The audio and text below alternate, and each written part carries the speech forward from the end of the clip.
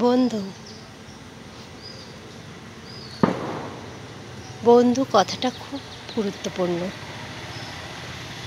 বন্ধু হলো এমন একজন মানুষ যাকে তোমার মনের মধ্যে রেখে দিয়েছো, যার কাছে তোমার সব কষ্টের কথা, দুঃখের কথা, মন খারাপের কথা নির্দ্বিধায় বলতে পারবে। কোনো লজ্জা থাকবে না, কোনো সংকোচ থাকবে না, যার কাছে বলে তোমার নিজের মনটাকে অনেক হালকা করতে পারবে।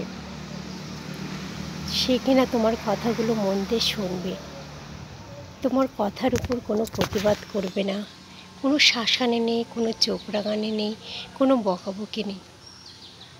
বন্ধু হলো এমনই একটি মানুষ, তার জন্য তোমার মনে থাকবে শুধু ভালোবাসা। এরকম একটা মানুষ যদি তুমি পেয়ে থাকো, তাহলেই বুঝবে সে হলো তোমার প্রকৃত বন্ধু।